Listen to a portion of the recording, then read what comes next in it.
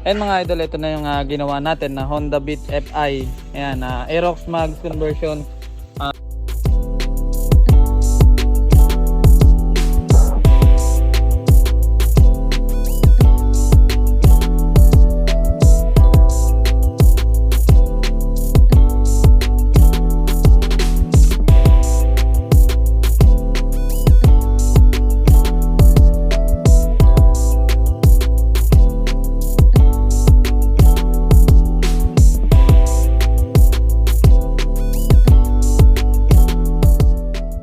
Yan mga idol, pang Honda Beat nga pala itong gagawin natin. Ito ngayon ay i-edit natin itong kanyang spline kasi hindi pwede yung katulad ng ginagawa natin na special bolt para dito.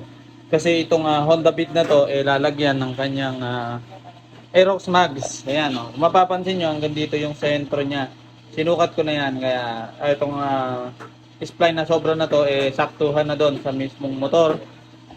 Kung papansinin niyo, makikita niyo dito, ayan oh, napakalalim ng kanyang spline hanggang doon. Hindi natin siya pwedeng tabasin ng tabasin ito kasi mawawalan naman ng kapit yung spline ng Aerox dito sa mismong mag. May posibilidad na siyang masira pag ganon. Kaya ang gagawin natin ngayon, ito nga ang ehe na to or spline ang gagawin natin. Ayan.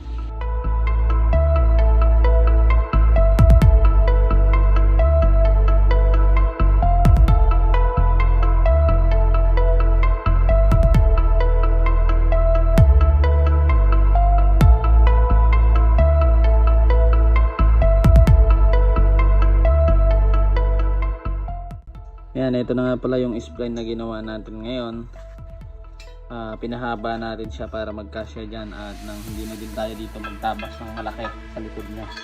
Kasi masyadong maigsi yung itong pinaka-ehe nitong Honda Beat para sa Aerox Mags. Ayan.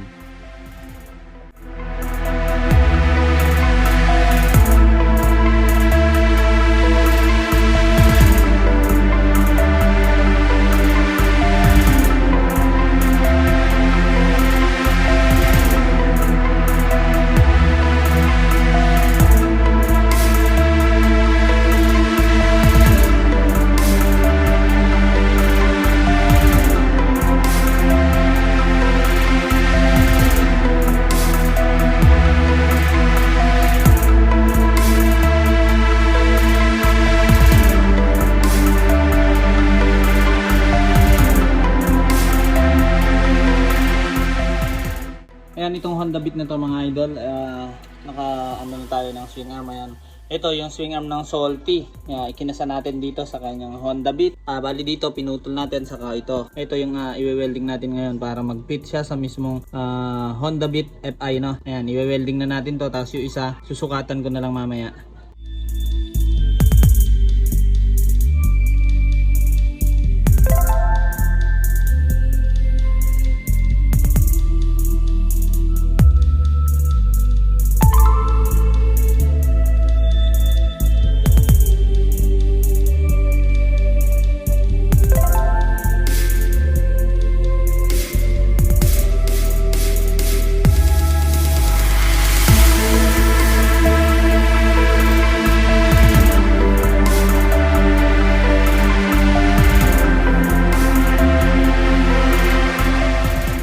Ito na yung ginagawa nating Honda Beat. Ayan, naikasa na natin tong swing arm. Naisakto na natin yung dalawang bolt niya dito sa kanyang tornilyuhan na original.